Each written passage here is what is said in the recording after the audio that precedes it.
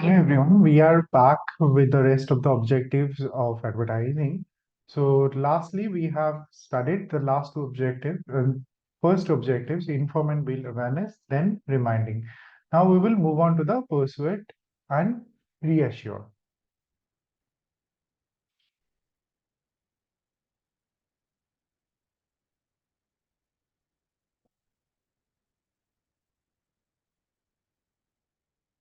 The third objective of advertisement is to persuade. Now, persuasion is an art. How do you persuade people? How do you persuade and lure a consumer to purchase your goods or services? This is a tricky one. So, there, as I said, the persuasion is an art. Um, but you should not forget that consumers are not fool. The moment you think that consumers are fool and we can sell them anything and everything that comes under the sky and they will spend money and purchase the goods from us, that's a foolish decision. Persuade In order to persuade consumer, you need to understand the consumer first. You need to understand their need, their desire, their demographic, geography, their behavior, and their psychology. So the last four elements that I referred are four segments of market: demographic segmentation, geographic segmentation, psychographic segmentation, and behavioral segmentation. So until unless you do understand that consumers are coming with different shapes and sizes, as well as consumers are coming with different needs and requirements, then until unless you understand that, it becomes a very difficult task for you to cater to the need of the audience or cater to the need of the consumer, right? So how you're going to cater to the need of the consumer? When you persuade a consumer, you need to understand what are the requirement he or she has or the segment of consumer has. Now there are two different levels. One is a micro level, another one is macro level. Now macro means a bigger level, micro means a smaller level. Similar to macroeconomics and microeconomics, or macro concepts and micro concepts, the macro means whenever you are talking about the entire group of consumers. So entire width of the consumer. Right. For example, whenever you're talking about the entire industry, for example, let us take example of one such industry, beverage industry.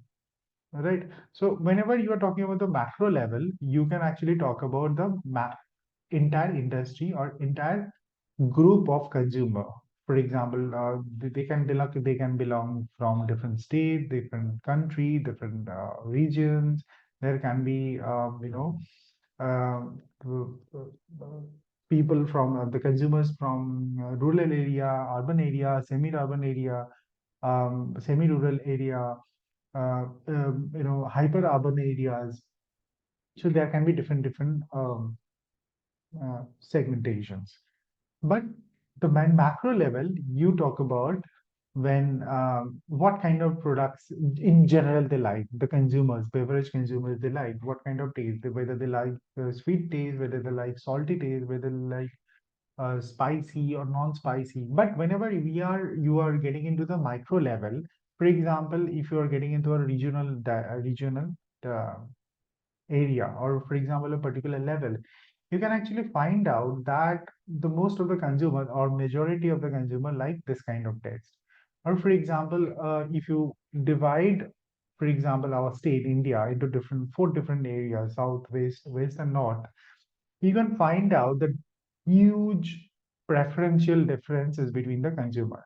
If we are talking about the beverage brand, some may like one section of the consumer may like spicier, chips, potato chips, and maybe one section of the consumer may like the tangier taste of the potato chips. One section of the consumer may like, uh, you know, sweeter taste of the chips, right? Potato chips.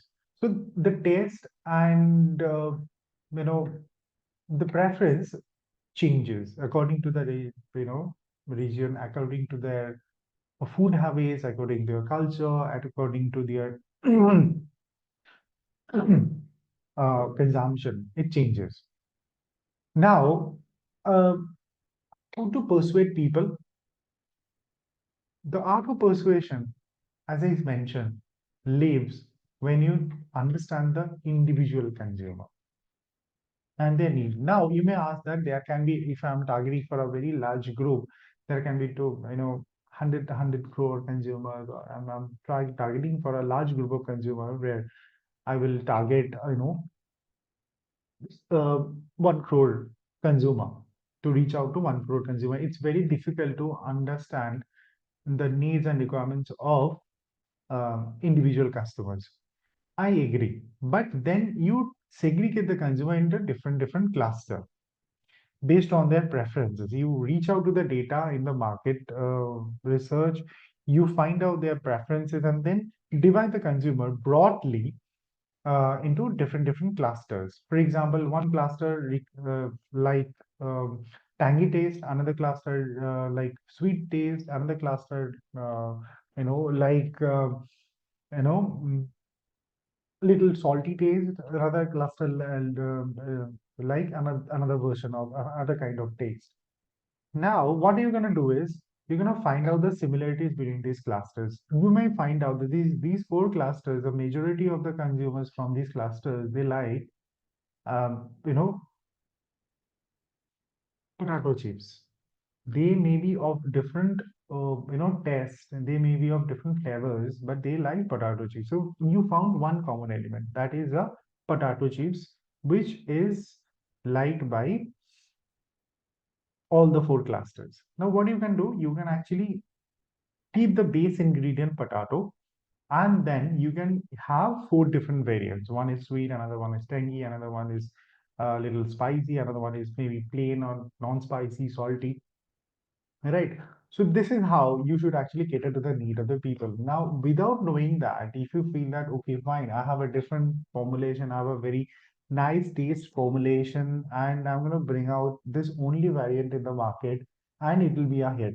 So this would be like shooting a dart in the dark. So there can be a misfire, right?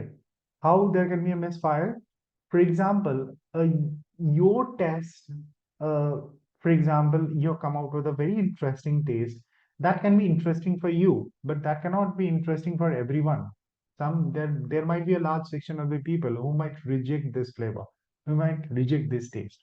So that is why it is very much important that you understand the preference of the consumer properly, right?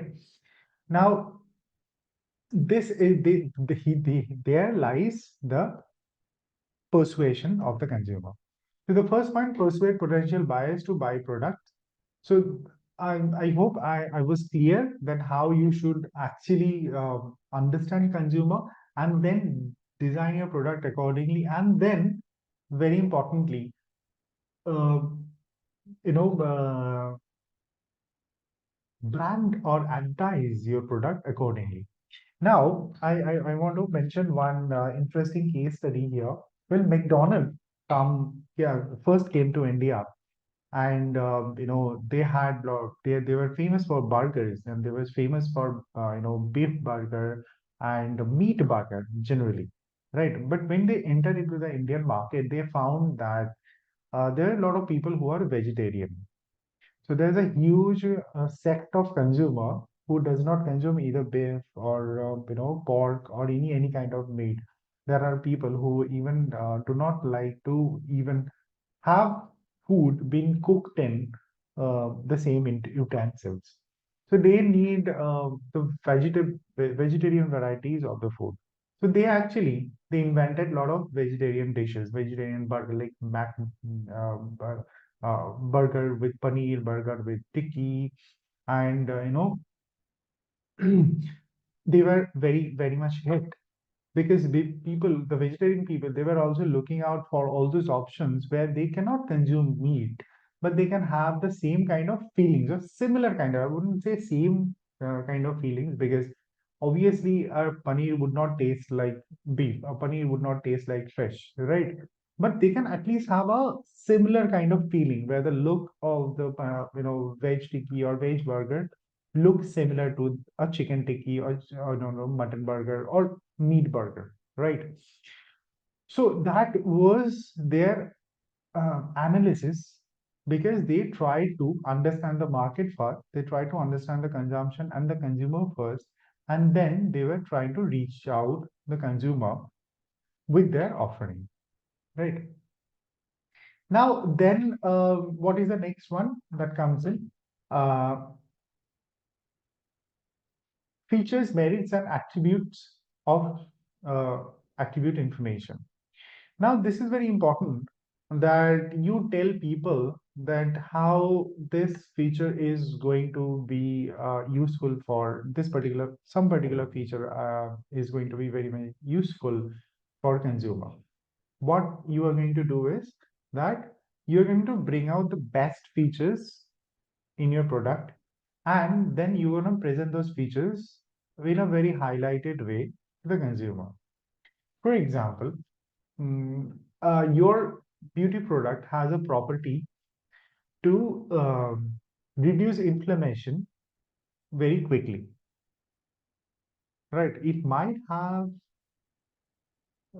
some other properties which are not that good, which are not very prominent, but since it has a property which can reduce the inflammation very quickly, so you can use it to advertise that this is a very good solution for pimples.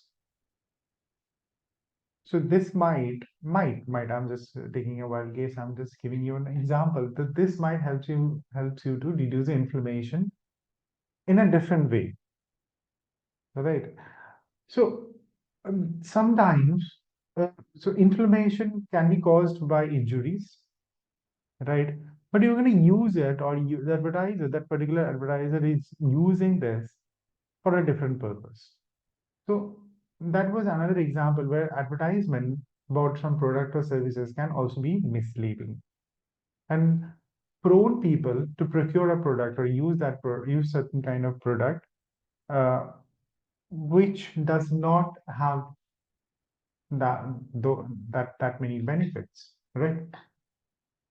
Now, next point is important in post-purchase phase. So advertisement also helps in analyzing people's behavior or consumer behavior in post-purchase situation. For example, if one of the consumer is very happy with the product, so you can take the interview and you can run it as a campaign as well, that how happy my consumers is, how happy. So that is why many of the times what happens is they take their testimonial that they have used their product and they have liked so much they are recommending that product, or they are so happy about certain features of the product. So we also see a lot of reviews whenever we go to online store and buy something. We generally check the reviews at the very end, right? The star ratings, reviews. So these are what? These are actually the testimonials from the consumer who have already consumed that product. Some say good things, some say good bad things, some say these products are average. So those are kind of very honest confession most of the time, and people write and put their marking, put their star marking based on their own perception and based on their own level of satisfaction, right? Now, whenever we see it on an advertisement, you will hardly see any negative comments, because in advertisement, what happens is you are uh, painfully capturing all those videos and interviews and taking, editing all those portfolios of the consumers, or the recommendations from the consumer, and then you are running it on national television, or uh, using it to advertise in a different through different media. So those are costly affairs. You do not want any negative comment to get in, right? Then it helps to reduce the anxiety of the buyers. So advertisement also sometimes, many other times, helps in making the consumer decision easier. How it is going to make the consumer decision easier? For example, you have product A, product B, product C, and product D. Now, what happens is product A, B, C, D, four of them are being offered with the same price, maybe 1 or 2 rupees, 2 rupees.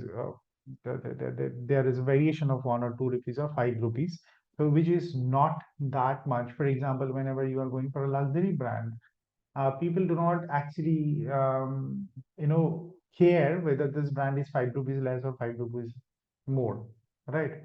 For example, if you're buying a bag for 5,000 or 6,000 rupees, it hardly matters whether it is 5,000 50 rupees or 5,020 rupees, or some brand is 5,000 4,000 95. But though they have a different price point and price game here. We will talk about it in another class. Now, for this small fluctuation for a higher value product doesn't always matter.